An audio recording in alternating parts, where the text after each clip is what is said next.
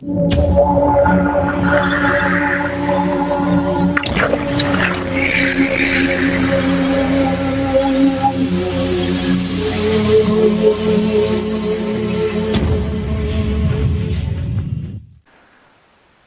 Philippe Smets, entrepreneur, coach, conférencier.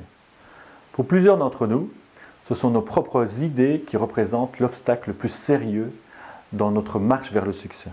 Et ce, qu'il s'agisse de l'évolution ou de l'évaluation de nos compétences, de ce que nous pensons de nos capacités à réussir, de notre relation à l'autre et surtout de certains mythes que nous connaissons et qui nous bloquent. Vous êtes capable. Une des croyances les plus répandues de nos jours est que nous sommes incapables, malgré les programmes éducatifs que nous avons à notre portée et malgré des décennies d'expertise accumulées dans la réalisation d'à peu près tout, d'atteindre nos objectifs. Nous préférons rester dans nos croyances et de nous répéter « je ne réussirai pas, c'est trop difficile pour moi, c'est au-dessus de mes forces. Je ne suis pas suffisamment intelligent pour y arriver. » D'où cela vient-il?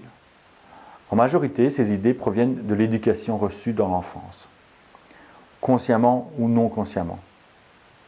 Nos parents, nos grands-parents, les adultes qui nous entouraient, qui servaient de modèle pour nous, nous ont dit « oh non mon petit, c'est trop compliqué pour toi. Là, je vais le faire à ta place. Tu le feras quand tu seras plus grand. » Vous pouvez surmonter toutes vos croyances qui vous bloquent. En plus de croire, nous sommes incapables ou indignes d'amour, nous sommes souvent des victimes d'autres croyances qui nous empêchent de vivre nos rêves. Je ne suis pas assez intelligent, séduisant, jeune, vieux, beau. Je ne réussirai jamais rien. Il est impossible de devenir riche dans ce pays. Je n'aime pas mon emploi, mais je le garde car j'ai besoin de la sécurité financière qu'il m'apporte. Toutes ces pensées sont des croyances qui nous bloquent. Comment dépasser toute idée de défaite? En 4 points. 1. Identifiez vos croyances défaitistes que vous voulez changer. Faites une liste des idées préconçues qui vous bloquent. Sur cette liste, il peut y avoir tout ce que vous avez reçu comme croyances de vos parents, de religieux, de professeurs, d'entraîneurs, d'amis. Exemple, tu es stupide, je suis bête, l'argent ne pousse pas sur les arbres. Je ne serai jamais riche. Tu ne penses qu'à toi. Les garçons ne pleurent pas. Toutes ces idées, vous les avez déjà entendues. Tous ces sons, vous les avez déjà entendus.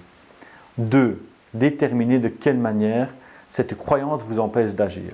Faites-le consciemment. 3. Visualisez mentalement la personne que vous désirez être. Comment vous marchez en étant cette personne? Comment vous êtes habillé en étant cette personne? Quelle émotion vous ressentez en étant cette personne? 4. Créez une affirmation qui sera votre antidote contre cette croyance. Un exemple, la croyance négative qui me limite, c'est « je dois faire tout moi-même ». Demander de l'aide n'est pas acceptable. C'est un signe de faiblesse. Il est normal de demander de l'aide. Je suis digne de recevoir tout le soutien dont j'ai besoin. L'antidote, c'est cette phrase.